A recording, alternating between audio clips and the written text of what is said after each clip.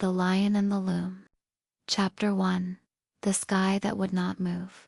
There was a time before the dreaming, before the first thread twisted in the mind of a child, before the clocks sighed and stopped, before the stars remembered how to wander.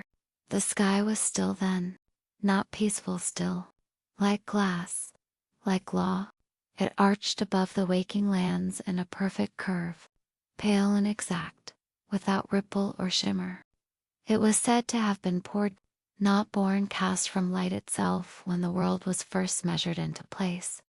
The people lived by the clock and the rulebook. They did not imagine. They did not wonder. They did not ask what if. Their days began when the sun clicked into place behind the eastern ridge and ended precisely 12 ticks after noon. Their speech was plain, their thoughts accounted for. Emotion was a tool, not a tide. Children were taught to build, not play. Elders were praised for forgetting the unnecessary. They buried their dead in geometric fields and marked the silence above them with stones, etched in coordinates. There were no dreams. There were only nights, but in the far north, beyond the frozen parallels and the last sanctioned outpost, the world grew. Soft. The snow fell unevenly there, piling into swirls. The trees leaned in strange directions, as if listening. And among them, older than all order, was the lion. No one remembered where it had come from. It had no origin file, no census record. It was not listed in the waking lexicon.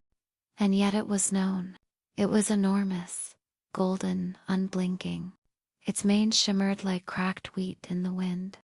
Its breath moved like story. It watches the borderlands, whispered the scavengers. Between waking and whatever came before, but no one went to the lion. Except the child. The child whose name had not yet found them, was born beneath the unmoving sky, but carried a slant in their gaze, a shimmer, a softness, a subtle way of seeing that made the elders frown and the teachers stutter. They found spirals and puddles. They heard humming in the wind. They sometimes spoke backwards when no one was looking. The child was afraid of forgetting, though they didn't know what they feared losing. They wandered into the northwood on a gray morning, barefoot and unaccounted for, drawn by something they did not yet have the word to name.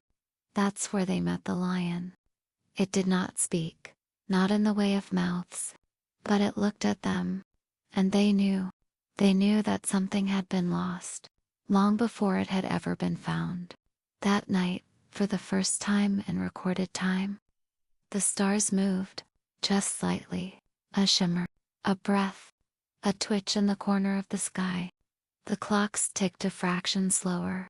Some people gasped, some wept, some pretended not to notice. But in the north, the lion stood, and the child, curled at its paws, dreamed. And for the first time in the world's long silence, a thread began to turn,